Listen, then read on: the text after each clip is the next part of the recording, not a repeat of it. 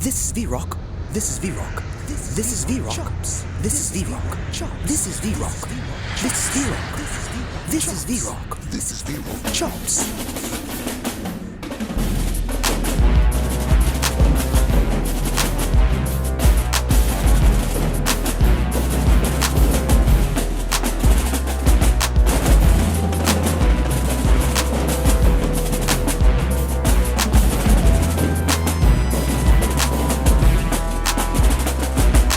This is VRoc. Chops.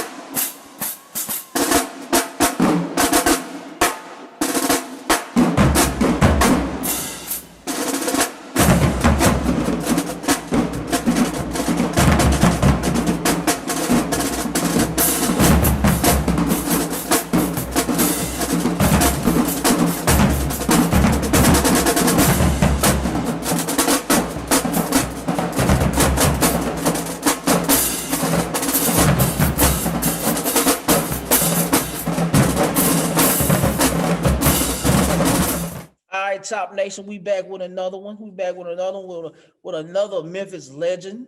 With another Memphis legend. He's been doing his thing in Memphis for a long time with Fairley and Memphis Mass Band and Lamar Owen now. So we got the big bro, Mr. Tremon. Y'all call him Pops Moore. So everybody clap your hands up. You know, give me a little brother on. Little something for Tremon Moore. What's going on, bro? This is VRoc. Man, Chops. what's going on, bro? Nothing much, man. Just blessed to be here. Thanks for Cool. having me. Man, it ain't no problem. It ain't no problem at all. So this is gonna be a special interview, y'all. It's gonna be special. We got a special guest. I'm pretty sure y'all see the name at the bottom, but he's not gonna come on yet. So we'll introduce him again later. We're gonna get into these questions with Mr. Moore. Let's talk about you. What high school did you attend, and college or other professional avenues you've taken in life? Can you talk about that? Well, I attended Fairleigh High School. Um, I took the technical path for VRoc College, computer aid drafting. Um, Other avenues would consider just being an overall just guy with the music and doing my other avenues of trying to set up stuff for us, like trying to be professional. Cool, man. Cool, cool. So, what is your favorite? And you should have a lot of them because you made a lot of great cadences. What is your favorite drum rudiment and why you consider that to be your favorite? I would say the paradiddle diddle. Uh, Paradiddle. Okay, yeah, diddle one diddle. of my favorite. And the reason why I would say paradiddle diddle, because to me, it's one of those rudiments that has a lot of personality to it. You can fit that in anything, in any time signature, anywhere your creative path goes. That's one of the perfect rudiments to do. Okay, cool, cool. So, like we all have them, we had that epiphany or that moment or that light hit saying, "Hey, man, I want to play drums." What was that moment for you when you knew that this is what you want to do? Mm. It's funny you said that. It's two instances that brought me to that point. The first one was I could remember when I was smaller, and my dad would take me to whatever high school game would be at Crump Stadium, Okay. and I can remember like it was yesterday. It was Central versus Hamilton, and we sat on the Central side, Mhm. and I could we were sitting right there by the drums, and so I could remember the drums, them going back and forth, and the people going crazy. That was my first instance. Okay. And what really put the nail in the coffin was when I was 7, Okay. and my mom's brought me a drum set, and we were staying in this apartment, small apartment. Like I had my own room and stuff, and it was like, how could you fit a drum set in a room? But she made it work. She You made know, it work. she made it work. Rest in peace to her. But she's the stickler for why I go so hard with the percussion, because to me, she showed the initiative that she believed in my craft. So Right. Cool, man. Even for me, my mom bought my first drum set, I think when I was one. My family is a musical family, and we're real strong in that quartet work.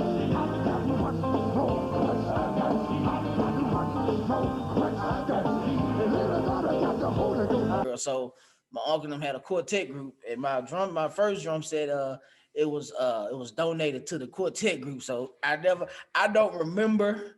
All I got is a picture of me playing, and she was like, "I bought you a drum set when you was one," so because I was beating and walking at 10 months and all that stuff. So yeah, my first drum set got donated to a local quartet group in the Memphis by the name of the Pyrrhic One. Shout out to the Pyrrhic One. That's my uncle now. But yeah, man. So yeah, I got that same story, bro. Even in the apartment, I had another little drum set. So cool, man. That's very, very similar. So cool. What's one of your favorite memories as a drummer that you can recall?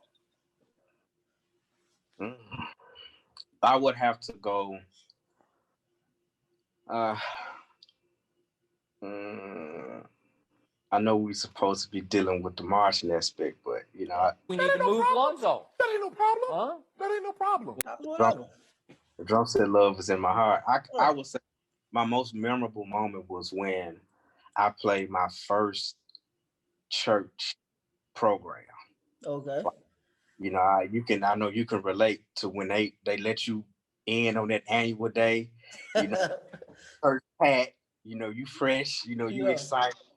And so they done gave you a couple of songs. So you can't wait. So that was like my most memorable moment, because once again, rest in peace, my mom. She was there. And got to see me up there. So you know what I'm saying. So that Yeah. meant a lot. Hey, that's what's up, man. I like that, bro. When you said that, my mind instantly went back to Walls, Mississippi, man, to when I was in my home church down in the country, man. And just thinking about what you said, them annual days. We don't have them. We don't have that many days. We don't have days like that no more in church, man. But yeah, dude, I instantly had a flashback just then. So you start talking about it. So yeah, that's what's up, bro. I like that, man. That's what's up. What's one of your biggest takeaways from what you've learned over your years of playing drums, and how have you uh translated that into where you are now as it pertains to your playing, your teaching, your production? What was one of the biggest take, or just overall in life, like what you apply to your everyday life? You know, I'm often reminded of a scripture that I've kept since I was little, and that was Jeremiah 29:11. You know, and it always says that the Bible verse says that for I know the plans that I have for you. You know what I mean? And plans to prosper. You know, plans to do you no harm. But to give you hope in the future. I want you to hold on to God's unchanging hand. And the reason why I said that, and the reason why that stuck with me, because in your life journey, when you're trying to do something, you're gonna have people to tell you, oh, well, why you choose that path, or oh, you need to choose that path. But we as musicians, we always stick to our craft because we have a love for it. And so I take that and I apply it to life, because music is universal language to everything. And music gives you those tools that's needed to be on time for work, because when you're in a marching band, you got that band director who ain't playing with you. To be on time is to be early, to be late is to be on time, and just taking those different aspects of music and applying them to your life to make you better. I know I've taken one aspect to give back to the youth, to give back to anybody, because music has done so much for me, and so I want to do the same in return and give back. So that I would say that would be what music has done for me as far as my life. Cool, man. Cool, man. Yeah. Like I say, I'm probably saying this word probably for the rest of the interviews that I do. But Jeff mentioned it, and it's about the community, man. And you've definitely been a part of the Memphis community as it pertains to drums a while, even when I was in school. So Appreciate you, man, for being one of those marquee people for the city, man. So yeah, you done great things here, man. Most definitely. Appreciate Cool. So we got a special guest, man. I had to do my first. I had to get that little bit of stuff. I could talk all day about drum stuff and just detail, but we gonna let somebody else take us up a level, man. So we got him back Yes, again. He was my sir. very first interview on VRoc Chops, VRoc Checks on this channel, man. He was the very first. Now I said we're gonna get him back again. He's back again, but we're gonna get him back again after this. So he'll be back a couple of more times. But want to give it up for Mr. Darious. You see Chopzilla Scott. So man, he's gonna come onto the screen and take us from here, man. So what's up, Chop, man? What's good, man? Oh, Cool. So this particular segment, man, on this particular what we're going from now, Chop brought up an idea of interviewing me and Trey, since we kind of rival, friendly rival, but we rival each other based off of neighborhood school, and it's like he's at Fairleigh, I'm here at Whitehaven, I have Kahoma, he's at Lemoyne, and so it's automatically connected to so however it goes. So if it don't matter if he at his church and I'll be at a church, they'll figure out a way to figure out, man. They got the church battle going. So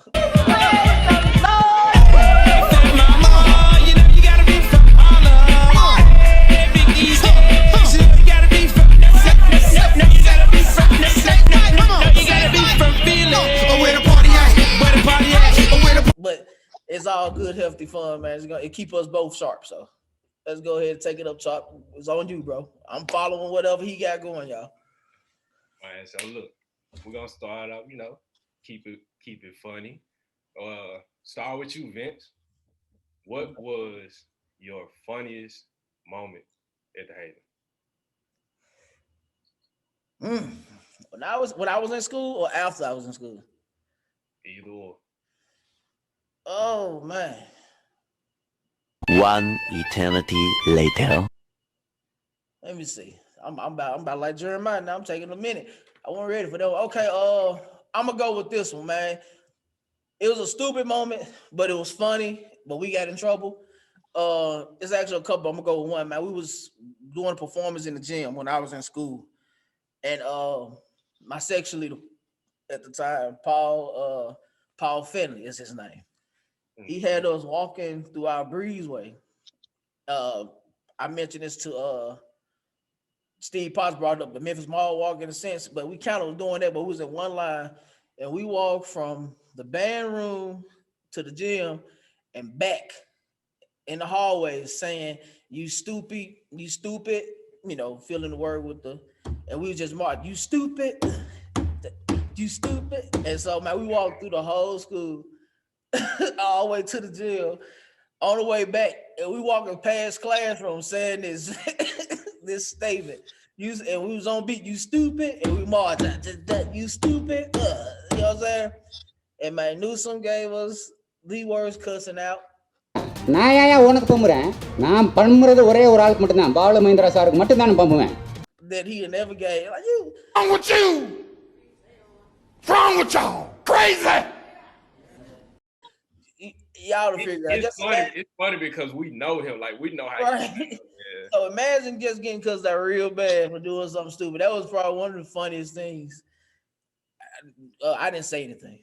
I'm just, I was a part of it. But yeah, man, that was one of the funniest ones, man. We got in trouble for it, but it was funny. No, I'm gonna give you a no. One more. Go we ahead. was out of town. And we was in a hotel. And I think I know this. yeah, we was in a hotel. And somebody did something in my particular room. We were seniors too, man. We got in trouble for something. I didn't do it. 100% this time. I didn't do it. But not one of my room, it's another room. I wasn't involved, but anyway, long story short, my Mr. Newsom, back then we get paddles. So Mr. Newsom traveled with his paddle called was it Silver Thunder? Yeah. Blue Thunder, one of them. But his Silver Thunder, he had his own seat on the bus. He had his seat. So you don't mess with that paddle. Man, them boys did something in one of them rooms. And so he brought the paddle to the room and he set the paddle down. So he went in there trying to, looking for stuff, going through stuff. And then he got up. All right, we're going to do 5. So he started looking for his paddle. So he just looking around. So all these dudes sitting on this one couch, just sitting there. They're not moving. They're just looking, sitting still. Like, where my paddle at? And so by this time, dudes was getting mad. But he like, he walks up, he throwing clothes. Like, where my paddle? Where my paddle? Where my paddle? Listen, my paddle, brother. They didn't move. They stood, they sat there and they just looked. Didn't say nothing. And man, he just, he just said, "Hey, get up." Man, the boys just started booing. Man, Mr. We sorry, Mr. And I'm talking about he I used to say was get up. The folks took the main powder and put it under the couch and just sat there. Like he is not very good. So that joke was funny too, man. That's hilarious. Pops, what's yours, Pops? With Fairly. Um, I'm like Vince. I got two. I'm gonna tell you when I was in school and out of school. When I was in school, we went to Florida A&M's homecoming. You know, that was back then when going to black homecomings was a real big thing. So, shout out to my band director, rest in peace, Mr. Jeffrey Huddleston. You know, he was a cat that just didn't play, man. You know what I mean? And it's like when you see him coming, like even to hear his footsteps will just give your heart a heart race. So we was in Florida, and of course, like any other band trip, when the band director says lights out, curfew, you have those couple of people, you know, that just thrives on doing the opposite. So, you know, so me and a couple of people, I ain't gonna incriminate them. We decided, okay, well, we just gonna, we ain't scared of hood. We in Florida. So, man, all that quickly changed when HUD just said they passed around the word, oh, Mr. Hudson doing room checks. I ain't nowhere near my room. So I know I'm in trouble. So, but he catches not everybody, but all of us on the same floor. So he's on that floor. Yeah. And I never forget him. I had to run and cut where the ice machine is. Mm-hmm. And I stood still beside the ice machine. I was like, Lord, don't let him see me. Lord, don't let him see me.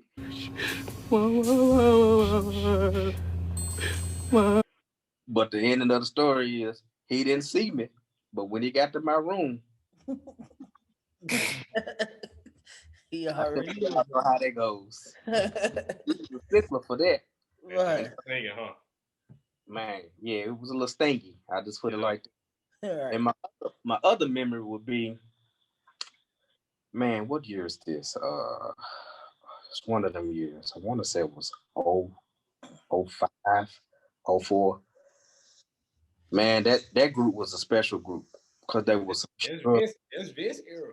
There was some pure knuckleheads. I just want to say 05, no disrespect to Vince. 05, 04, that breed of young characters in the city of Memphis, they were just silly. They were just silly.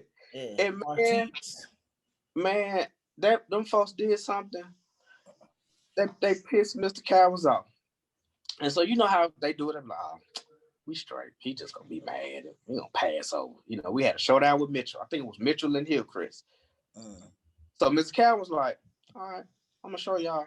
We're gonna play with a drum set. They were like, oh, he ain't gonna embarrass the band like that. You know, band was a nice side. He ain't gonna embarrass the band like that. When it got time to load that bus, they thought they was gonna get up. Well, it's on YouTube. Look on the side. Drum set. It was the funniest thing ever. It was the funniest thing ever. I know. Mr. Webb was a stickler for that too. Mitchell, he'll play with a drum set in a heartbeat. Yeah, I heard about him. Yeah, I heard about him. Yeah, man. I think Kyrie, them senior year, they played with a drum set after the whole spring. So did. I remember, I don't know if Kyrie want me to say it, but I'm gonna say it anyway. I can remember that showdown. I think it was the Hillcrest and Fairly showdown. And I think Kyrie wanted to bump. And I think what it was, Webb wouldn't let him bump. So I think Kyrie bumped anyway. He shut it down in the middle of the showdown, man. Webb didn't play, man. You don't play with him. Nah, he don't play, man. Cool. Yeah. Okay. Good answers. All right. I guess we can go in. We're going the opposite order, but this is gonna be the same question to both of y'all. when you became collegiate instructors over your new, your programs, Lemoyne and Kahoma, what did you do as far as planning to help like get the ball rolling for yourself in that program? So, Pops, you go first on this I would say the first thing, the most effective and important thing is to get an understanding of your vision. That's first and foremost. Um, Making sure that the vision aligns with where you're trying to take not only the percussion section, but does it line up with the band? And does it line up with the fact of being a leader? And does it line up with people actually learning? Um, when you think I know a lot of people, they think, oh, well, they instructed, so they gonna do this. No, it's about being, your overall package has to be that of something marketable and something that's going to take you to the next level for further years to come. And I think that's why you have a lot of drum sections that have so much longevity, because they commit to that of making sure that the brand and planning for the brand is always first. That vision and that brand, making sure that they mesh together, is always important. And also making sure that you're spitting out college graduates. Education has to be first and foremost. You have to align all of that together so it can tie itself into when they walk off the stage. Some same like high school. You just don't teach drums, you teach life lessons. And I always, you can, no matter who you are, you hear me to say the same thing. It's about making you become the world's most dangerous person. That's an educated Black man. That's first and foremost when it deals with me. I'm trying to make you an educated Black man, the most dangerous thing that to its existence. And so I apply all of that stuff when it comes to planning and being on the collegiate level, as well as material and other things and the look and but those things are key. All right, Vince. For me going into, to Oklahoma, my objective was to create something. It was just that simple. I needed to create something. I needed to build something. Mr. Jefferson, he went in 2017, in the 17 going to 18. I wasn't there for real, for real. So that particular year had a very, very small section, probably like one or two of everything. Say one, two, well, two, three snares, two cymbals, a bass drummer, two tenors, and it ended up being one. So that's what he had then. So me going in, he gave me the okay, probably like right around the Mardi Gras time. And so for me, it was just trying to keep just hold it together to make it to the next year. That first, so once we got to that, after we got through that spring, that fall, he got a good class of a good amount of bodies in. So, but skill wise, night and day difference. I know they got tired of me. I was like, dude, I bring my high school kids down here and they'll run, so they kind of took it. I wanted them to take it personal. Me, I'm a big person on competition. Right. And I'm gonna, if I gotta tear you all the way down just to get you to build back up, I gotta do that, and I don't have no problem doing it. Just know when I'm doing it, it's my intentions are pure, only to make you better, only to find, because there's so many different people and personality. It's all about finding that little thing that'll work. And me transition from dealing with high school for so long, here I'm more of a, not necessarily a dictator, but you know it's easier to say, hey, this is what we got to do, because you're a child. College, I had to switch my mindset and my thinking process. Like, okay, they got to do what I want them to do, but they also are adults, so I got to give them that respect in regard. Although there are students, I give them that respect that, hey, yeah, y'all adults, but by being an adult, I hold y'all even more accountable for certain things. So we just, man, just trying to build, just trying to get stuff going, just building just basic percussion IQ from what, whether I'm here, where I even, like I said, I could just say some stuff and they can catch it because they've been doing it for so long. When I got those guys, especially in that greater Delta area, uh, you know, then most of them, 90% of them not having instructors or somebody that, you know, that's around us to teach. That more of like a YouTube group, you know what I'm saying? They learn off of YouTube.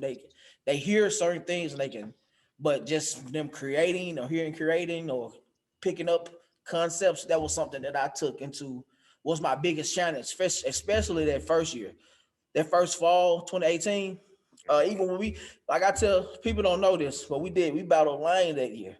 Uh, and we went into that battle, I can say it now, with 5 cases. You know, 5. That's it. We had 1, 2, 3, 4, 5, and they weren't like no spectacular case. It was just enough for us to get by. You know what I'm saying? But you have to place and put things in place and game plan. I game plan about everything. How are we gonna do? I said, okay, listen, we on the plan 3 on the floor. When we get through, go in the stands. We'll play a couple solos, and then they'll play a case. We'll play another case. We play a couple more solo. So our game plan. So by the time we sat down, we were done. You know what I'm saying? But I knew how to time certain things, and so man, it was all about just game planning, buying in. My first group of guys, Kahoma CCP, man, I love them boys to death, man. Them boys worked hard and they went through the ring. I'm talking about that. It was bad. You know what I'm saying? They went through the ringer with me that first year, but it paid off. And that second semester, going to that second semester, going to that next fall, you can see the difference in how they just evolve, man. So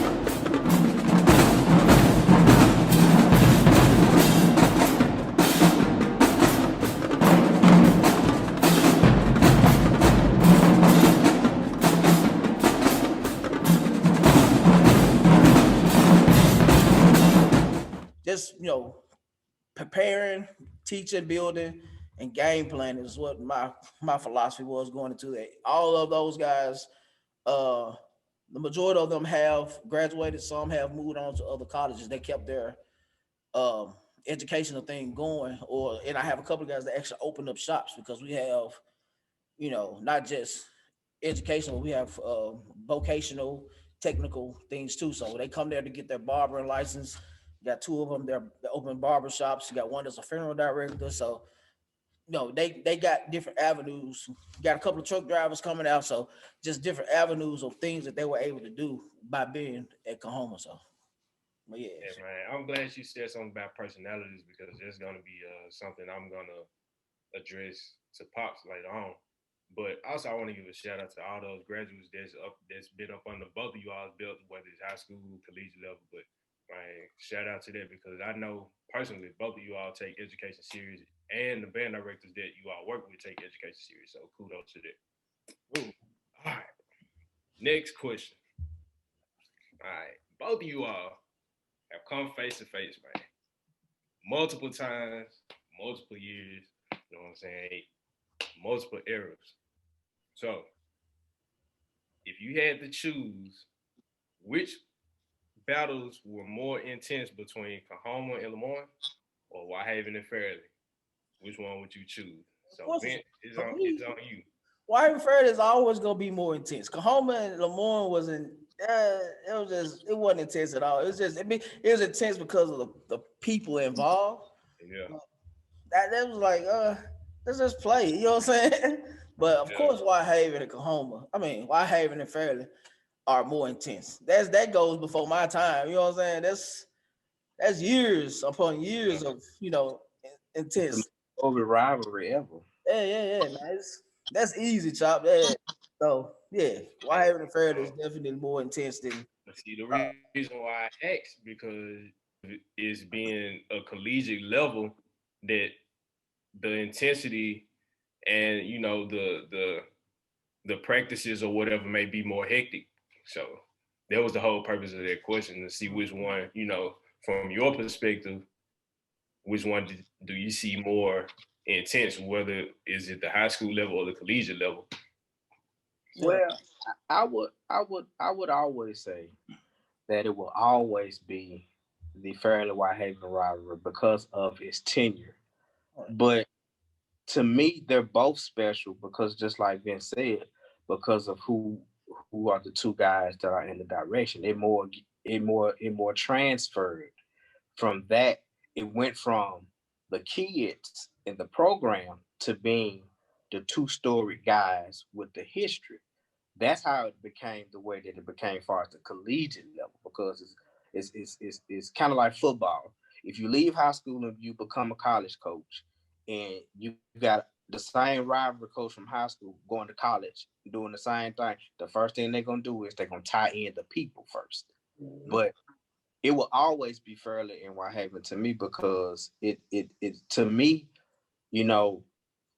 it's the most special. It's the most special rivalry ever, and it goes without saying, because when you think upon the countless and countless and countless and countless of memories, and from even just going to IHOP after the showdowns and having runs, and just you could just take so many situations and just pull from their rivalry, man, and it will give you a good just good feelings, man. Just it'll keep you entertained, and to be honest with you, the rivalry is so good, I think it could be an ESPN 30 for 30 story. I'm just being It really can. It really can. And I'm gonna tell you, like, even though, like, especially when I was in school, yeah, we were rivals, but we were tight. You know what I'm saying? We were cool, man. Like, the day before Whitehaven Fairleigh football game, I used to go to Fairleigh and be in their band room. I did it a couple of times, my last couple of years of school. I walked in the band room. You know what I'm saying? Like, Rufus and I remember my freshman year, Rufus and Ephraim, they came up here. You know what I'm saying? You know what I'm saying? I remember Ephraim didn't want to shake my hand because I was a freshman. I forgot about that, dog. I remember. But my ninth grade, y'all like, what's up, man? Somebody said, who it is? He a freshman. I mean, what is that? Crab. And like, I don't shake this my hand. I'm like, oh, okay. I remember. I don't forget it. I remember. But yeah, man, we were rivals. And but we were super, super cool. You know what I'm saying? Like recently, I don't know, it got a real personal between, I don't know where, but yeah, but I'm talking about like Fairleigh guys, Whitehaven guys. Like I say, I had cousins that played for you, Tremont, Zach, Jarvis. You know what I'm saying? So I had cousins at Fairleigh, so I wasn't gonna never be no nothing like that. So, but we are very, very prideful in our programs. You know what I'm saying? And of course, you're gonna always think yours the best. And then reality set in, you realize that Whitehaven is the best. But Got him! Got him! Even forever, it's in my veins. You know it's hating forever, yeah. It ain't gon' change. This is VRoc Chops. Oh man, I'm gonna let you have it. I can't. I can't. People in my inbox. Hey, why you didn't clap back? Clap back, y'all. hey, $50. that was funny though, man. Yeah, I'm just, All right. it's the best period, man, because it's no disrespect to any other the band programs out there in the city and doing their years. But I mean, when you think about now, think about you have the same two programs that's consistently been in existence. They haven't had any layoff years. They haven't had any, even if they had so-called quote unquote bad years, they still was operating to top tier experience. Mhm. And you have to respect it. You have to respect it. So when I always tell people the top two programs in the city is Fairleigh Whitehaven, it's no disrespect. It's no disrespect to your programs. I mean, everybody's gonna feel prideful, but anybody that knows me, they know I'm a fact man. So the fact speaks for itself. There are years and years and years of this rivalry. And the top two schools have always been Fairleigh and Whitehaven. Notice how I said Fairleigh. Oh!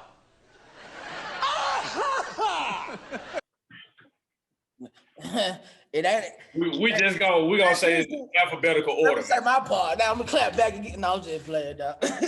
But no, for Hey. real though, it's definitely a marathon. It's not a race, man. It ain't about what you Come on do. in here, bro. I want to bring my bro in here. Come on in here. Who you got there? That Biff. What's Yes. up, Biff? You good, Mr. Michael Cowles, man. Shout out to you, Mike Cowles, man. Another GOAT. Music. How y'all doing, man? Special shout out. Good Yeah. to see you, my man. It was good. Hope alive. Yeah. But yeah, man, it's definitely a marathon, man. And that's one of the things I take the most pride in about Whitehaven is keeping us going. No matter what, you know what I'm saying? We got to keep going. We got to stay strong. Man, we went like, man, to be believe it or not, man, a lot of the kids that's in school now, their parents used to get smashed by Whitehaven when their parents was in school. So longevity has been a big thing for us, man. So we, just they can't beat that. Even with Fairleigh, like my parents went to Fairleigh. My parents, my mother went to Fairleigh. My uncles, all my aunts and uncles on my mother's side went to Fairleigh. So you know what I'm saying. I've been in a Fairleigh area my whole life, but you know what I'm saying. Longevity is the key. Like I heard about Mr. Huddleston years ago. I heard about y'all talk about it all the time, and then no matter what, like even with Fairleigh, man, they had a few years when they were, their numbers were heavy, and then they had their years when they were, lower numbers, but they always remain consistent and they always produce quality product no matter what. So shout out to y'all for real, and y'all always kept us on our toes. Like I'm not gonna play like vice versa. It was needed. That's how you knew the rivalry was special. Because it kept each other on each other's toes. Right. I consider us the Iron Bowl of Memphis, like Alabama and Auburn. You know how they just, it just, but it's not as intense though, because them folks will shoot one another. Man, look, lose that football game if you want to. Right. I'm gonna go to this point. Let's go back to 20. I want to say 2015, when we had the battle, the showdown with Fairleigh at Fairleigh. It was either 15 or 16, and a lot of folks got mad at me. Everything I do is calculated. I plan, and I know what I was doing when we were playing, and y'all got ready to play, and I was like, oh, tried to cut you off. Like I said. 1, 2,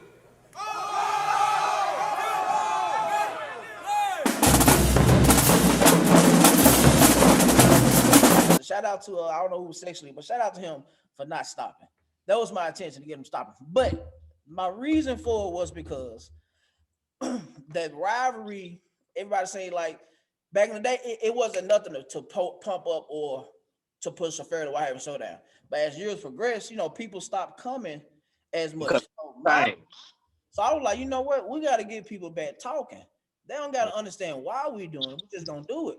And my point of doing that was to say, okay, y'all remember last year what that man did at Fairleigh? Fairleigh gonna come back. They're gonna come back. So they're gonna have people talking for a year. We're trying to remind them of what happened last year and make people, okay, well, we got to go just to see what's gonna happen. That was my thinking of doing it. It wasn't to be disrespectful. And Yeah, you know, we talked about that. We talked about that. okay, You know, okay. and it's like I told you, you know, people. This is the thing. You're never gonna always please everybody. Oh yeah, I You, like that. you're Yeah. never gonna please them. I mean, it could have been the best drum battle ever, and they still gonna be like, well, you know, they could have. So I mean, you know, I definitely get what you're saying because to your point, Mr. Christian, he thinks the same way. You have to do stuff that's gonna be entertaining. We're there to entertain. You Mhm. know what I mean? And so sometimes I think that we do get guilty, you know, other band programs, you know, drum programs, we get so caught up in us. Like, it's a drum battle, so it's us. So we treat it like a battle of the drummers, you know, but we forgetting that aspect that, you know, we're there to entertain. You know what I mean? I can remember, and I give you your kudos for this. I remember the Mitchell Battle of the Drummers when you came different for the first time. Oh yeah, yeah, You know what I'm saying?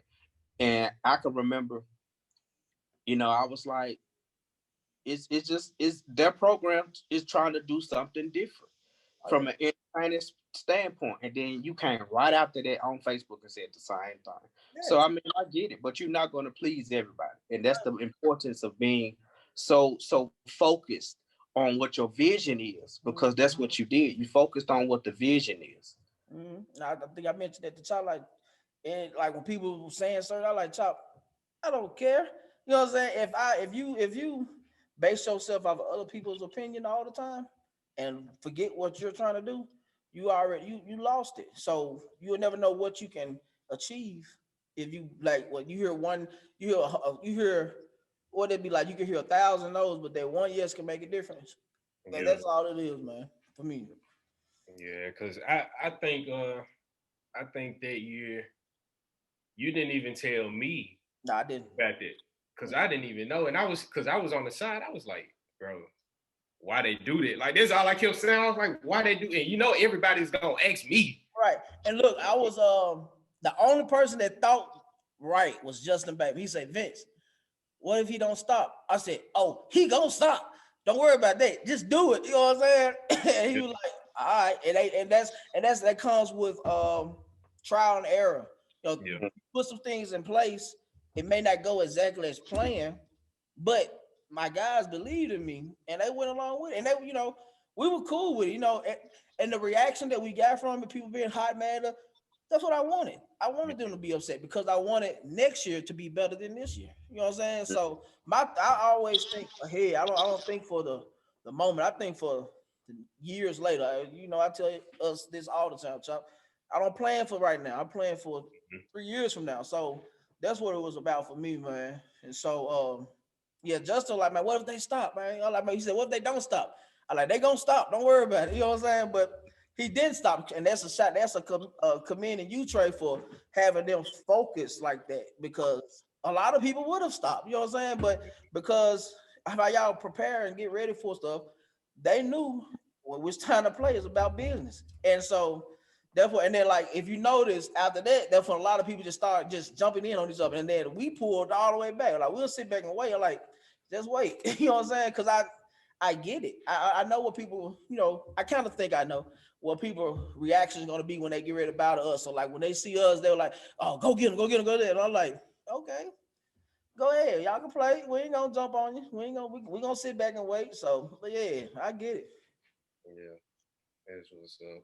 All right, Pops, I'm gonna give you a personal question. We're gonna kind of switch it over to the Memphis Mass Band aspect. How how do you prepare yourself mentally to deal with so many personalities from middle school to high school and collegiate and alumni, all under just one direction? How do you get yourself prepared in the summertime for that? Well, one, I'm a perfectionist, so I'm planning for mass band like now. You know what I mean? That would always be my time to plan, which would be January, February. Um, I just go in with a mindset that I'm trying to accomplish a laundry list of things. Um, one is about making everybody better. Two, It's about making sure that we start something that could continue to grow for years to come. 3, making sure that everybody who participates have fun and something that they could talk about for years and want to come back to, you know. That's how I normally plan for that. And of course, by me being a professionalist, making sure the material is grade A, making sure that the fundamentals are grade A, making sure that things like looking alike, being disciplined, not playing, staying focused, staying on our task, taking it to the next level. That's what I mainly do every year. And by us setting the bar so high, you know, it entails that you have to plan more vigorous year in and year out. And it's not gonna stop, you know. My plans they change every year. Because I'm kind of like I take the same aspect as Nick Saban. I don't want to lose. I don't want to lose. If I'm walking side by side with whatever section I'm walking with, I don't want to lose. And in the process of not wanting to lose, I don't want us to look bad. I want us to look exactly as what we're putting on the floor with that material, something that's hard, And so that's how I go forth with the planning of Memphis Mass Band, When I was first given the keys by myself, and shout out to Big Pots. When I first started, me and him, we spearheaded it together. And Yeah, I think that was the first year that it actually switched over to yeah, Mass Band from the alumni. yeah. Yeah. And so we spearheaded it together. And I love Pot so much. He told me right when this summer ended, he said, "Bro, you got it now. It's all yours." In my passport. I said, "Oh, okay." And I think Jeff did it with me one year as well. Mm-hmm. But it's when I first was handed the keys alone, my biggest thing was making sure that the brand was important, not the material, the brand. And let me give everybody that's out there that's going to watch this YouTube, no matter what organization you in, far as mass band wise, if you're not paying attention to the brand, everything else is not going to line up.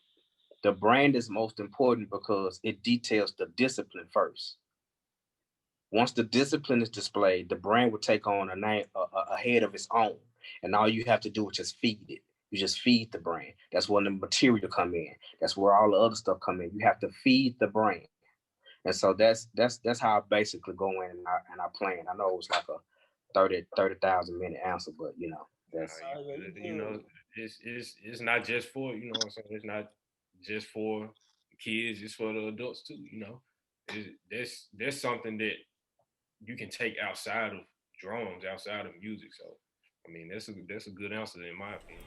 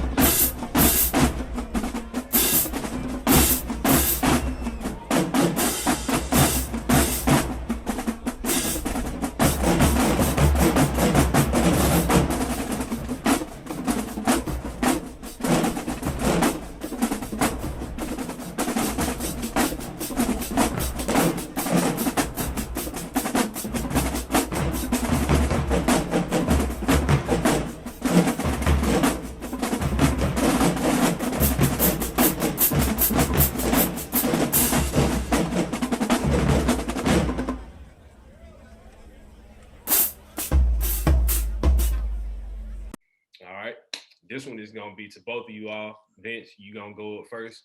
When it comes to, and this kind of gonna help the kiddies out a little bit. When it comes to selecting your leader, what do you look for prior, and what do you expect of them after you've chosen them? Oh, it's quite simple for me. My leader is somebody that I definitely know I can depend on. That's number one. I can depend on you. Number two, you have enough influence to influence the section to do certain things, to carry yourself a certain way, to look a certain way, to have the same certain expectations in school. So I like to pick my leaders based off of grades, commitment, and influence.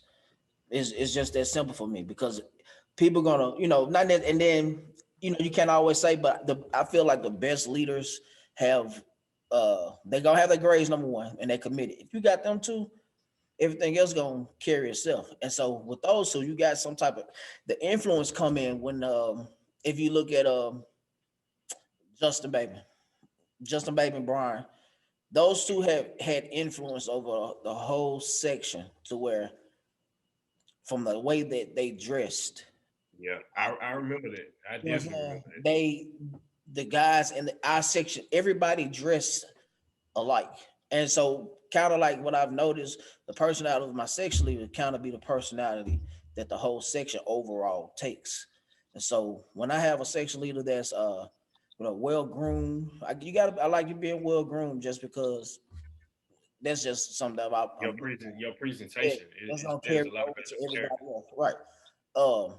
Keenan, what I'm saying? Everybody when you looked a certain way, the section reflect who your leader was. And so that was big for me. The GPA, you gotta have a high GPA, and you have to have been committed. It's not about talent because plan wise, Justin wasn't the best out of the three. Him, Brian, Tom, not Tommy, Brian, Brandon, and Justin. Justin probably was like the third one, but Justin knew how to lead.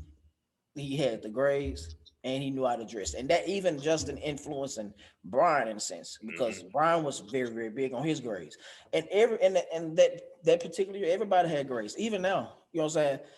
Yeah. Cordarius picked up and his grades skyrocket, and the whole section grades did the same. So when you look at whoever the section leader is, more than likely the section gonna reflect them. So the section gonna reflect how they conduct and carry themselves. So that's what I look at for picking a section leader. And definitely want to give them a shout out. I'm gonna give Keenan his shout out due to the fact that he made sure, even though he a year after me, he made sure every band performance our hair was cut. For real, he made sure of that. And man, Exactly. just shout out to my kiddies, man, Brian and Tommy and Justin and Brando. All Cool. right, Pop, same question to you. When it comes to selecting a leader, what do you look for prior, and what do you expect of them after you've chosen them? Well, of course, me, I'm different. So I'm a little more hard. So, I definitely make it hard when it comes to being in that leader spot because to some extent, sometimes they don't want to be in that spot because they already know what they in for.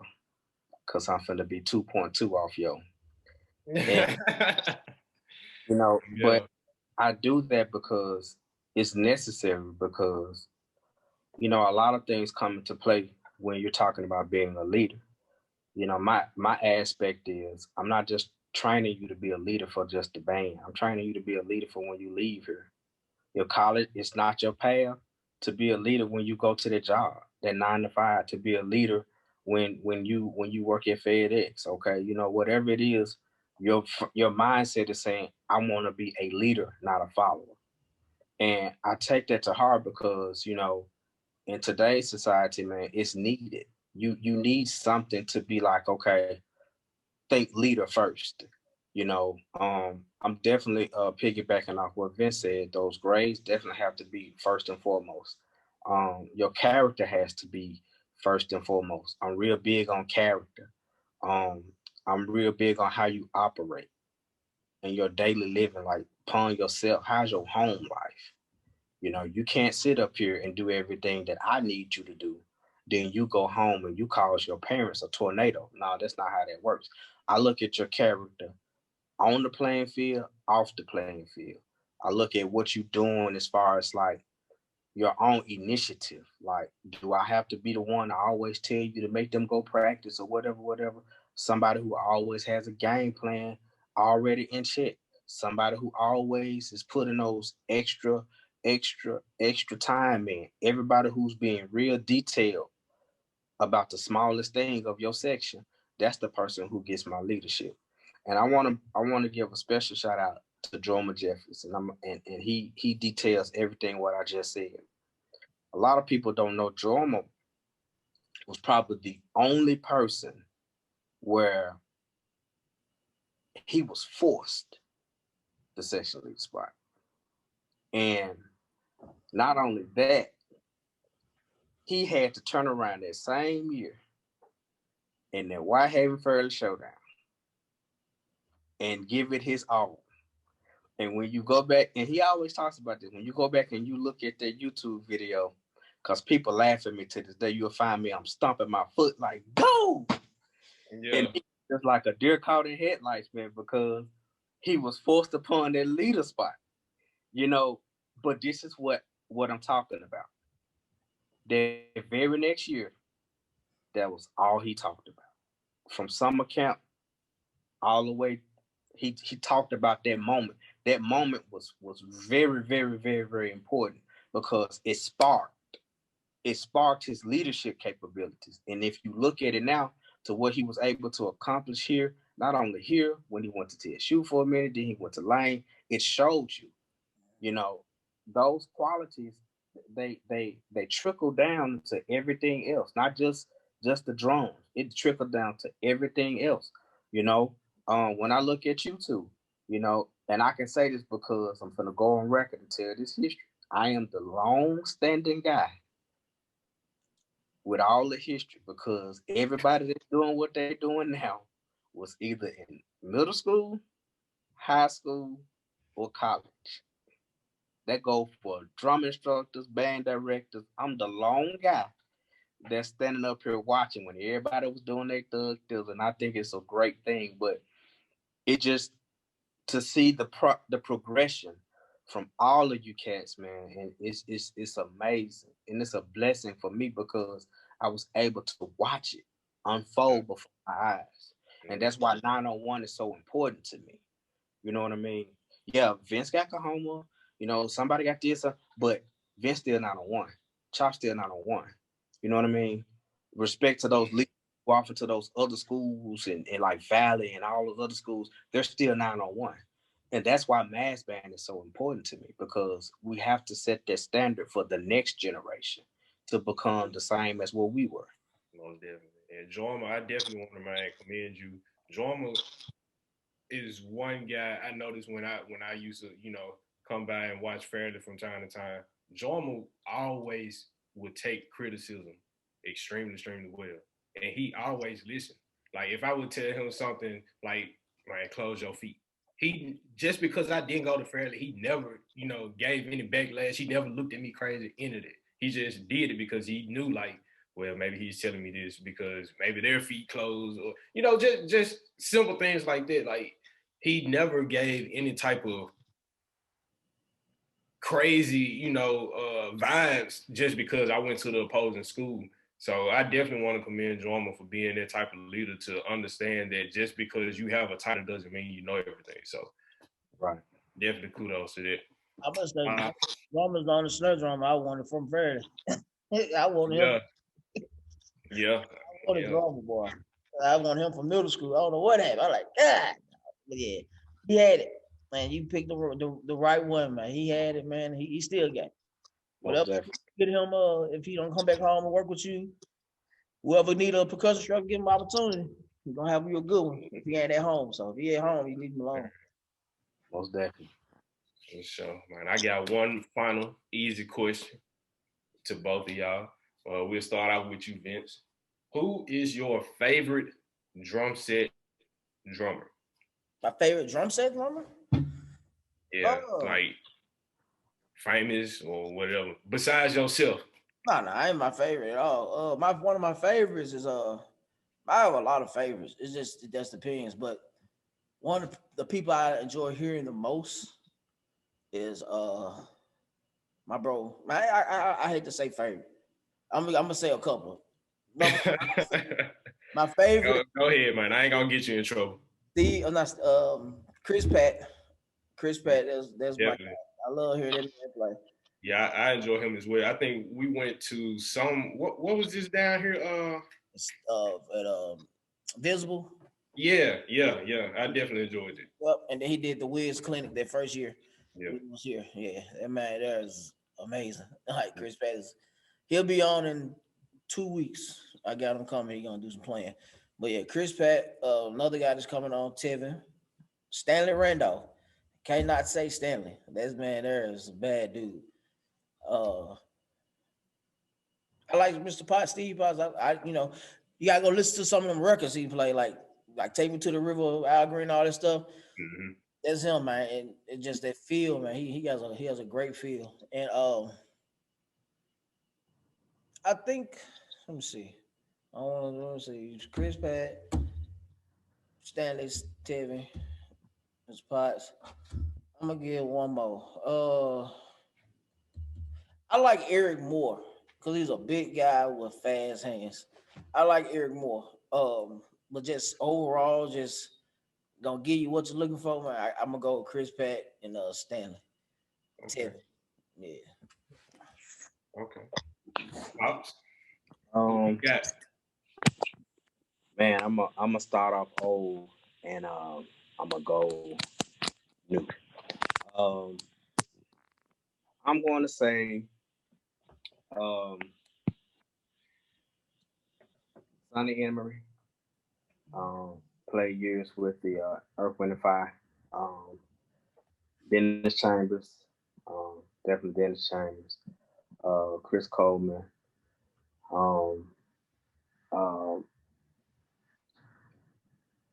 New school, definitely got to go with Tevin Curtis. I love his humble. I love Tevin, man. Like he my own son. Shit. And Chris Pat, most definitely. I love Chris Pat's energy. Chris Pat has a famous YouTube video I always watch when he was playing for Kevin Davidson. I don't know what it was, but it was like he was on the side. Jackson. When I tell you, when you watch Chris Pat play, man, you can see the energy as well as his anointing, man. And it's just, and it's just something that just takes you in awe. And we talking about a guy that started out marching band, that drum, and just chose to just give it fully committed to the drum set side. And it's the opposite. Man, it was crazy. And Chris Pat and like Vince said, Stanley, man, all the Memphis cats that's coming up, I'm old, so I don't know, I don't be knowing the names, the Bam Bams and all, I know them by their real name, but all the Memphis cats that's coming up, man, and my top number one will be the drummers from James Brown, and I'm gonna tell you why. Because they speak in volumes and they also set a precedent. When we're doing this drum thing, and I see it a lot in the percussion connection, a lot of people try to go, and I know I'm gonna be stepping on some people's toes, but I don't care. Y'all already know. Killing a person's ambition because they lack the technical tools. You're just as worse as a drummer who don't know how to play. I'm gonna say that again. Killing a person's ambitions just because they lack the technical tools. You're just as worse as a drummer who don't know how to drum. Why? Because the James Brown drummers had not a lick of college experience, none of that. But who is the number one records that are always getting played as far as a breakbeat? You got to think about that for a moment. And I say that to say this. Cats out there got to stop and understand that Yeah, it's okay to have the technical side. It's okay to have the knowledge and the books, but the craft is envisioned from your heart. I can read the book all day, but if you ain't putting that feeling behind playing that rudiment, that expression behind playing that rudiment, or that song or that whatever, it's lifeless. Anybody can read a book. It's up to you, just like Vince said, it's up to you to put the entertainment value in that. And I think to punish somebody because it comes a little opposite, that's wrong. That's wrong. Nobody is God. You know what I mean? And I ain't trying to get all Malcolm X on y'all, but I just think enough is enough. I just think enough is enough. If a guy can come right now to Vince's drum section, my drum section, and he the best thing since sliced bread, I'm not gonna tear him down. I'm gonna gradually influence the knowledge and the technical side of the rudiments, whatever and both of you have actually done that, because both of you have had rebuilding years, and when it comes to the collegiate sessions as well, you all pretty much started over. So I can definitely attest to both of you all dealing with those scenarios. I'm gonna piggyback on what I said. My interview I did with Jamal and his son. We spoke about that very same thing. Some skillful musicians, skillful drummers, skillful just overall musicians. You know, that does not have the fundamental, not the fundamental, but the accolades or the credentials as some that actually went to school, because it's people that went to school, they know the technical stuff, but they don't sound nowhere as near as good as the people that just play from here. And I get it. Another drummer I'm gonna throw out there, Al Jackson. He used to play for the band that Mr. Potts plays for, Booker T and MGs. He's dope too. He's around that James Brown era, but he's solid. He's from Memphis. But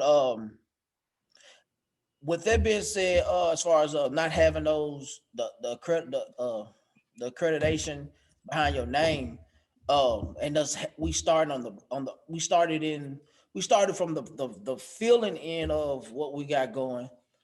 Once we do get those accolades and it's gonna be a problem. So don't get too high on yourself because you got you graduated the class first, and but when we get up there, you ain't nowhere you gonna be able. It's gonna be an unstoppable situation. So never put your nose down at somebody because you feel like they're less than in a certain area. And then even I love reading. And I will never talk against reading, but people that can't read, that don't make you less than, like Trey was saying, it doesn't make you less than. You just gotta pick up that part of what you got going, and once you get that spot, you're gonna be unstoppable. You know what I'm saying? It's the gigs will be gone. You know what I'm saying? So like I say, some of the best drummers don't know how to read, or not really strong readers, and there's nothing wrong with that. Just it's like you say, reading a book or riding a bike. You gotta work at it, and over time it'll get there. So yeah, man, definitely don't punch your nose down at us. We coming. Exactly. Music is expression, man. Music is I don't care what book you pull out, what thesaurus you pull out, what scale worksheet, whatever the case may be. Music is expression. Regardless, music is expression, and that is one of the number one things you can't teach, and I said that because it's an ongoing epidemic now. And I know that's probably a harsh word to say given from what we're going through right now, but I just say the time that you could spend bashing that person about what he don't have, you could have slid in his DMs and offered a chance to help. That's my thing that I hate. The time that you could take to say, oh, yeah, but y'all can't read. Can you read? Can you read it? That could have been the time that you said, hey. I'm gonna give you another way to look at it though. When Chop, say, just you not saying you can't Chop, but I know. Chop plays something and it's fire, but they can't read. But you say he can't read, but you can read, but you can't play it. They use that as an escape route too. So don't always take it as a negative. Sometimes they be throwing their reading out there to kind of deteriorate from them hands not being up to par. So exactly, you know what I'm saying. Exactly. So don't hide behind that part. Don't hide behind But just be united, bro. It help. Like, Kyron spoke on this when he was at Mitchell. He said that he had the hands, he had the rudiments, but Boogie and Corey had the reading ability. So he was like trade off. Like, okay, yeah, okay, bro, teach me that lick, teach me that chop. I'll teach you how to read this. You know what I'm saying? Or teach you how to help you understand what the technique or the patterns to learning how to read. You know, just trade off, man. Build each other up. Once we get to that point, man, we'll be all right. Stop knocking each other down. Unstoppable. Mm-hmm. So I'm gonna ask you this. Chop brought up alumni band. I was around during the mass band era. Which one? This for you, Trey. Which one do you was more? Which one did you enjoy the most? Mass band or alumni band with All Star band separately? I would definitely say that mass band is more of a joy for me. No disrespect to all my alumni comrades who I marched with. I marched in the very first alumni band when they first started it, when we was outside at Sheffield. I marched from 01 to I think 04, 05 was my last. And I did the anniversary. That was the first year I did it. You did it. Yeah. And so sweating like hell. But anyway, so I the reason why I say mass band over alumni band is because alumni band was basically you working it out, you know, and it was some tough competition. And I just want to get this story, this quick little story. I heard Travis mention about Thundercat and a couple of them guys. I just want to tell this story. So I could remember, I don't know if this was the first year or this probably was 04. And we was doing mass band. We was at Westwood. And it was the first day. You know, you had to bring your drums or whatever. And I can remember us just having anticipation about how the year gonna be this year. We're gonna go ahead, we're gonna make it do this and we're gonna make it do that. We had brought back all the heavy hitters and Jevon played and all. And so it was like we had high anticipation. So I can remember in the corner, you just heard a whole bunch of ruckus. So I went back there where the ruckus was. And so it was these cats back there, you know, challenging. And so I never forget, Thundercat had did he challenge me or was the other guy that went to Melrose? It was one of them two. One of them had called me out.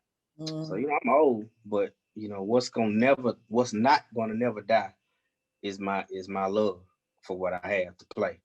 And so I had to show him a little thing or two.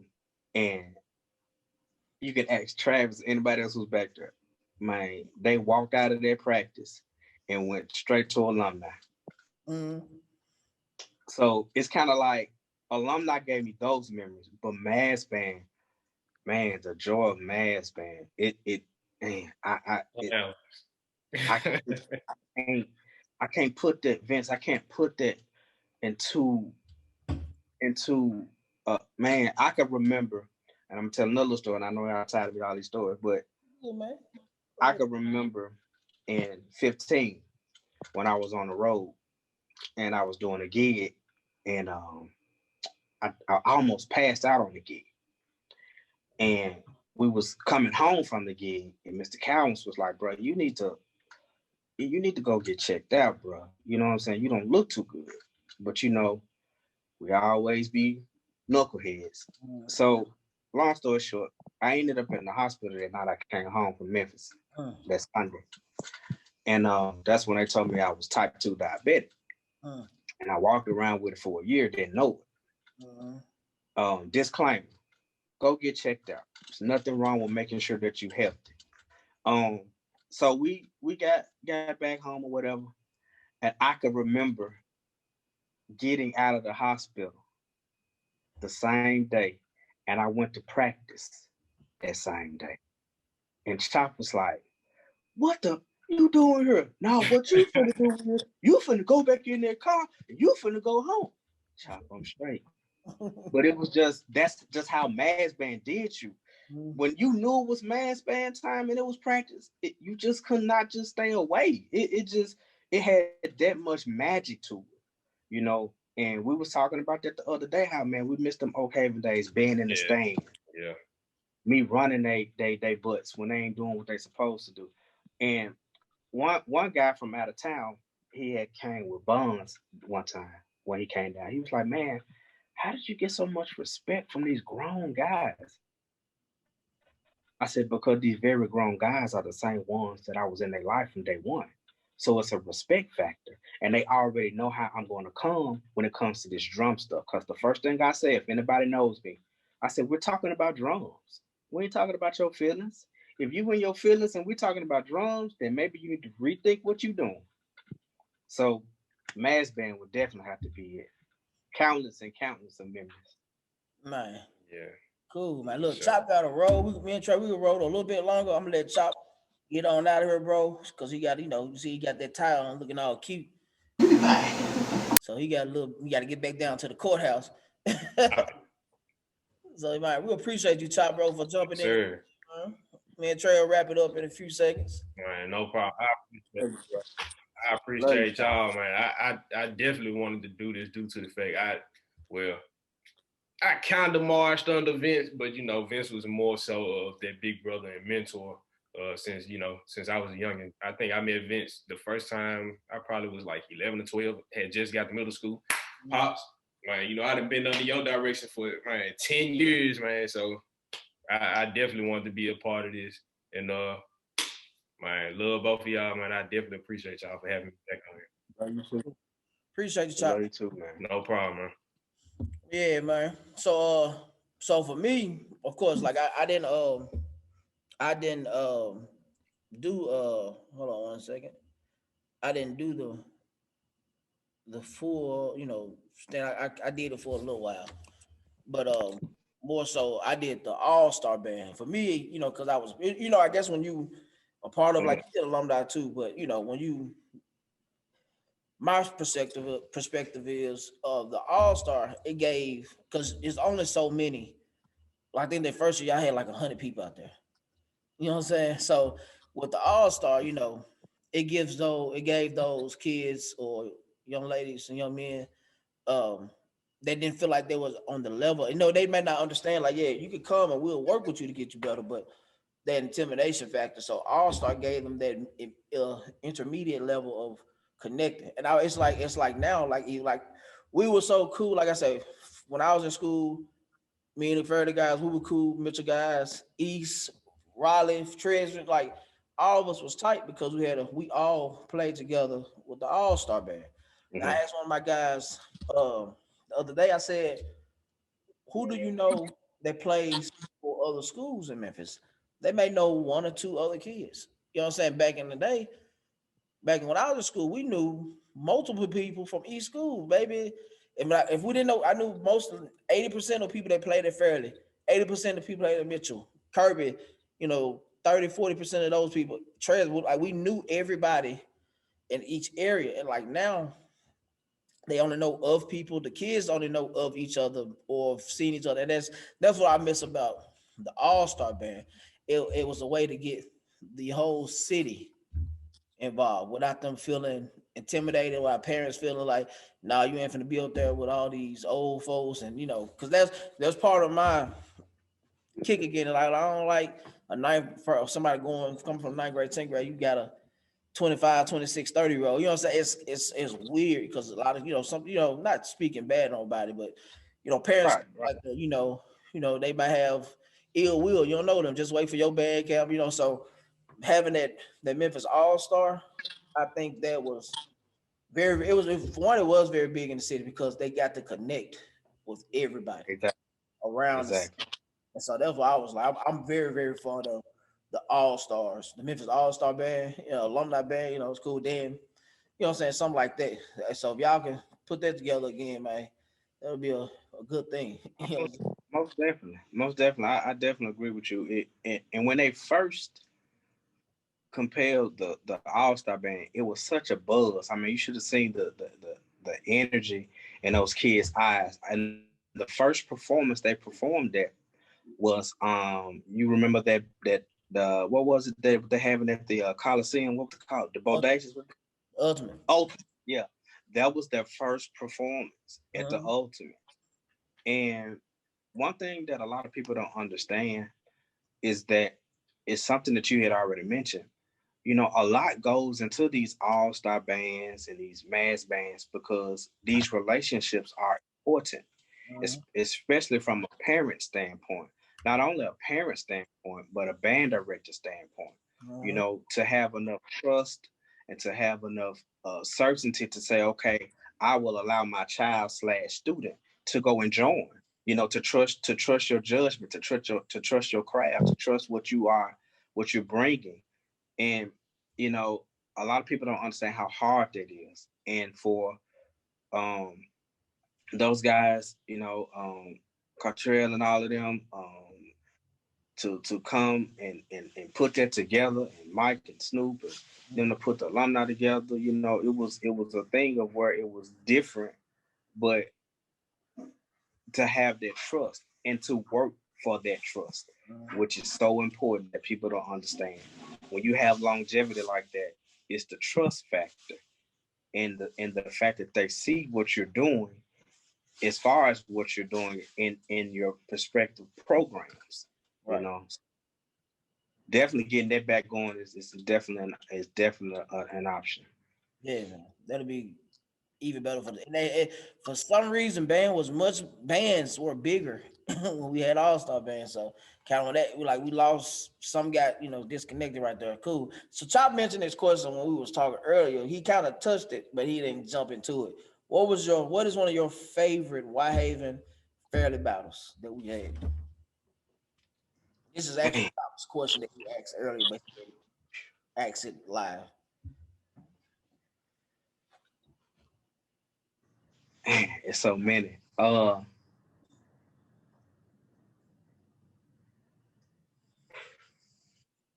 You, my favorite one, just for what you always talked about, the entertainment aspect. Man, I remember that year, man, I think y'all had about 12, 14 snares. You had a big section, you know. Um, it was the year Key One came up Oh, that year. that was they had. I think we had 9. Y'all Oh, had, you sure? it Well, was y'all was 5, big. Yeah. 7. It was 8 or 9. Yeah.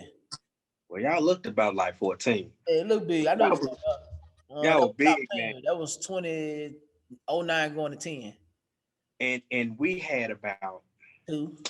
2 snares. Drama freshman year. I remember. From my freshman year in Vail. Mhm.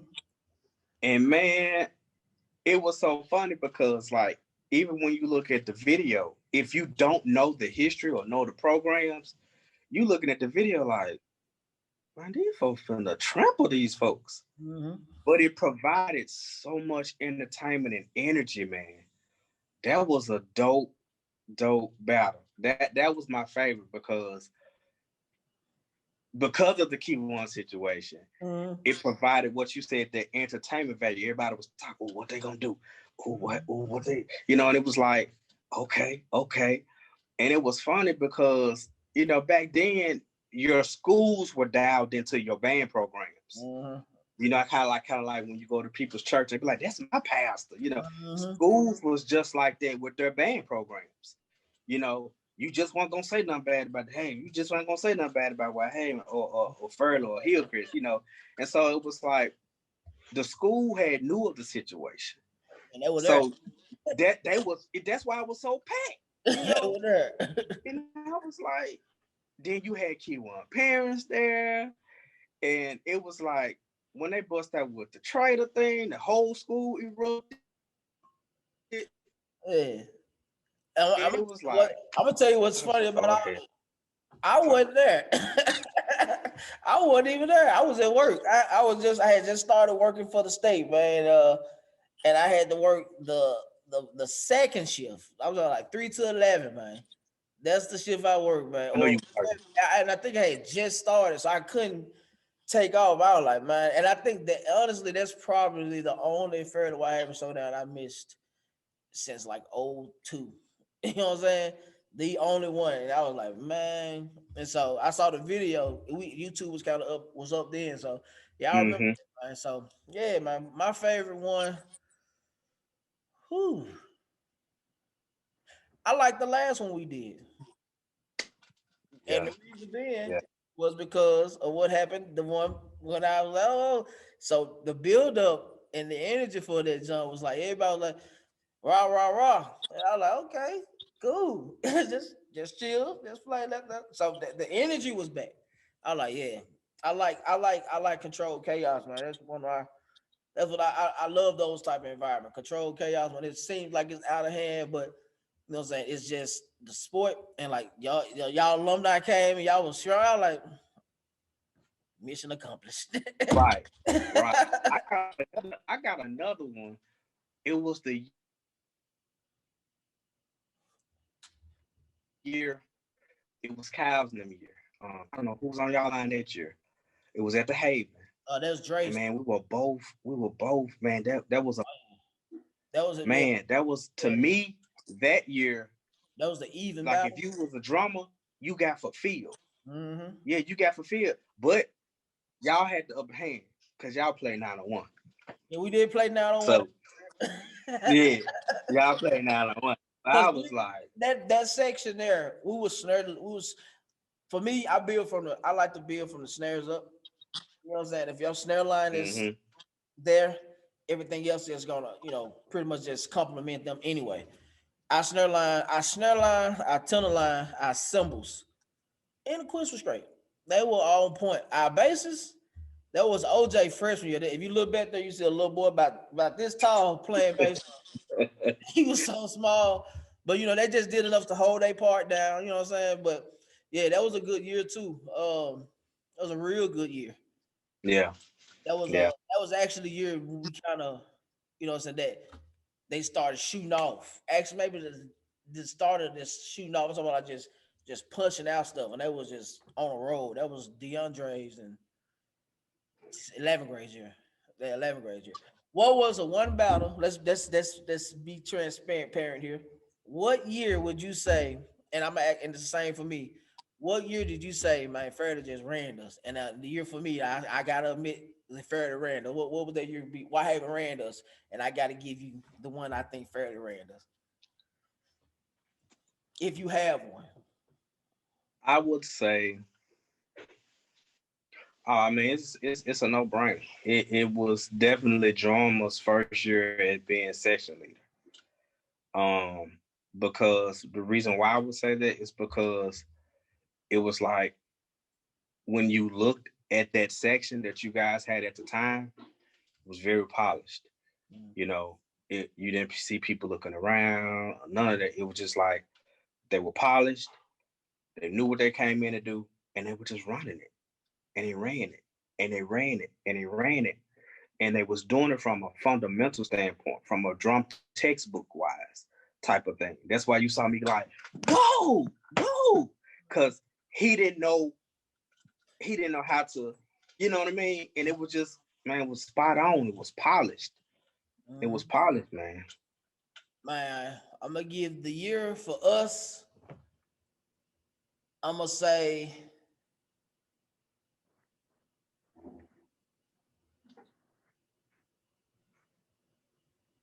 whatever we played at Fairly, y'all always had the edge.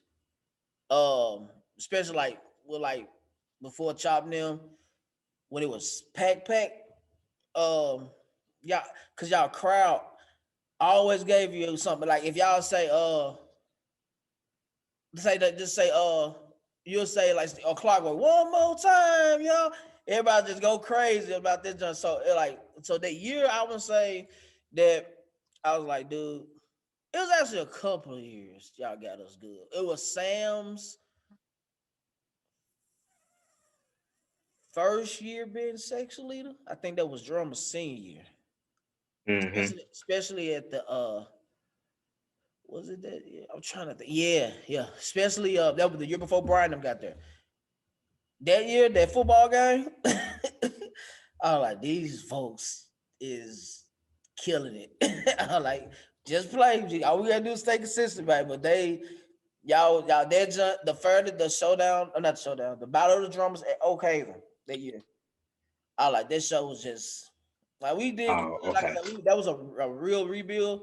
No excuse. Y'all was spot on. And you've always been like that, Trey. You always had y'all shows spot on and in order, bro. And I gotta give you credit for that, man. I can't take none away from you. My bad, bro. Hold on one second. Hold on one second. Let me pause it. But yeah, y'all always been spot on with everything you do, no matter what. Like you always had your sections well prepared, man. I must give you credit for, like you said, you was doing this thing back when I was in school. So man, you definitely one of the OGs, well, the OG of the Memphis marching, drumline thing. So shout out to you for that. But yeah, man, y'all always, no matter what, y'all always came prepared. And I Appreciate must commend you it. for that, man. You know, Even go ahead, my bad. I credit that to Mr. Huddleston, man, because that was the way he always drilled us, man, and he left no room for error. And I always tell people, when you see me, you see my old band director, because so much of that was valued, and I took from that if we valued him like that, then the same standard need to be me going forward the same way. Because one thing a person is going to always remember is when you're being genuine. I don't care about, you could have hella hate stacks on that person, but if that person is genuine, that one person, just like what you said, all them knows, but that one yes, that one person gonna come through and say, but he was genuine, and it's gonna shut everything else down. And I said that because, you know, Mr. Huddleston didn't play any games with us, man. You know, and if you were late, oh, you already know what time it was. And if you was extremely late, oh, you get net and some push-ups. And it was just like, he had you to the point where if you knew you should be late for band practice, man, you had that, your heart fell in your stomach. And I was like, man, for a man to have that much influence, but it got us better in the process, that's who I want to be, man. And that's what I pattern myself after. I'll give you this little fact. You know, when I first started doing this, you know, that's why I told you earlier how important Jeremiah 29:11 was to me. Because when I first was doing this and I first started this, you know, I received so much backlash. You know, they always tell you, you know, when people try to set plans for you, but when you continue to listen to the vision of God and your plans, you know, you will come out eventually as gold on the end. And it's like, when I first started this, man, you know, I had so much backlash. You know, I had backlash from, you know, some of my own alumni, you know, here at Fairleigh, because they didn't understand what was going on. Or it could have been the fact that people were looking at me as the person and saying, oh, he can't run no section, oh, he can't do this. And I used to always hear, oh, he just trying to relive his glory years. And that clearly wasn't the case. It was clearly something that clicked in my head. And when it clicked in my head, I prayed about it and I followed. And I remember, man, God rest his soul, we used to have this dude just like Jerome. He used to come to all our high school games, and he was still coming to the current Fairleigh games. And he said, remember when I told you when you first started doing this? He said, I told you to stick with your guns. He said, no matter what nobody says. And because somebody was up there telling him or something like, man, I don't see how Trey gonna run. He was like, man, I used to watch him play when he was in high school. He was like, he's gonna do good. And he came to me, I never forget, he came to me, he was like, you just continue to do what you're doing. He said, don't matter what the other people say. And so once I bought into that, God just elevated everything else, Big V, you know, and it was just like the rest is history, you know, and to keep something consistent going for years after years after years after years, it became making people eat their words through my experience and my work ethic, which is not gonna stop.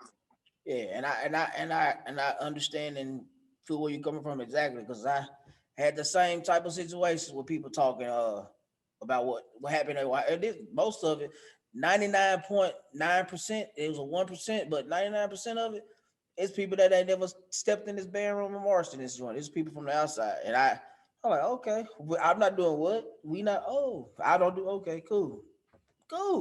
Just sit back and watch the show and we gonna keep this thing going. So Yeah, man, it's all good, man. I know exactly what you mean by people talking down on you, but you Oh staying the yeah. course. I'm definitely gonna stay the course. I've been a very big advocate for not caring about what people say about my whole life. I think I was born. That was one of the traits I was born with, not caring what people say, man. I listen, I hear, I stash it. I don't forget nothing. I remember everything, and I'll just see you later, and we'll figure this thing out. So, but yeah, man. That's how it is, man. It's all good, bro. Uh, cool, man. I enjoyed this conversation, man. I have too. I appreciate you. Oh I no, really, you gotta have Trey Moore on here, man. Had to, man. And look, I'm gonna tell you what's funny, like because it was so late into the month, once it got going, I told Ty, I said, man, I got Trey Moore toward the end of the month. I said, I guarantee you. I asked him, I said, I guarantee you somebody gonna say, when you gonna get Trey Moore? Like, you ain't gotta worry about that.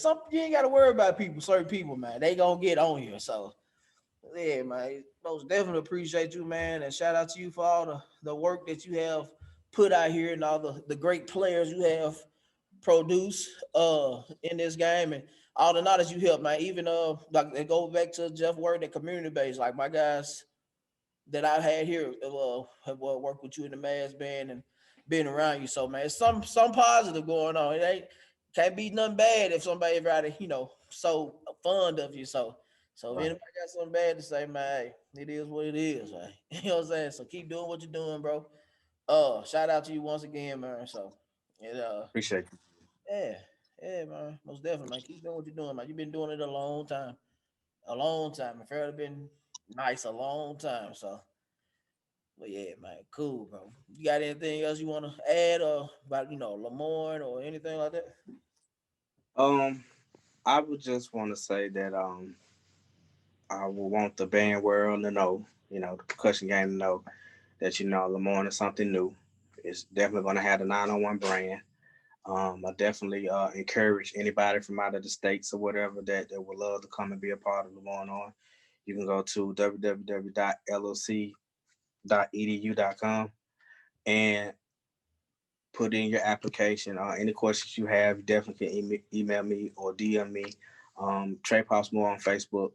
And I just want to give a life nugget, you know what I mean, to everybody that's out there,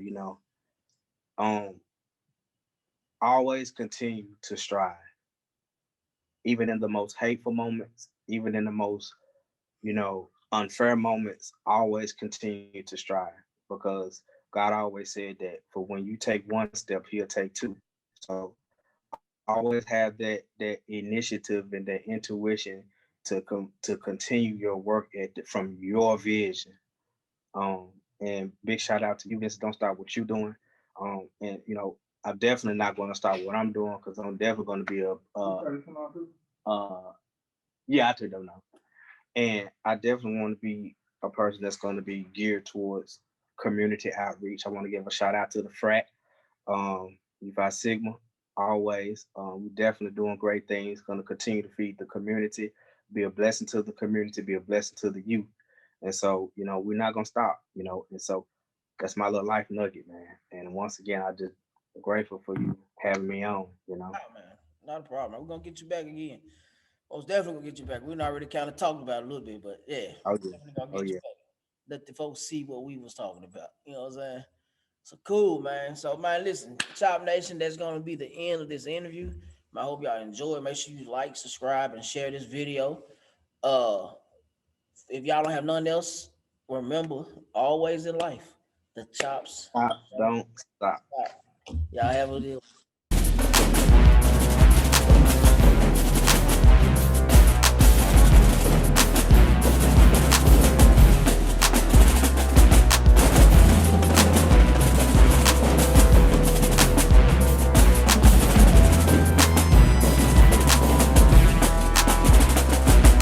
This is VRoc Chops.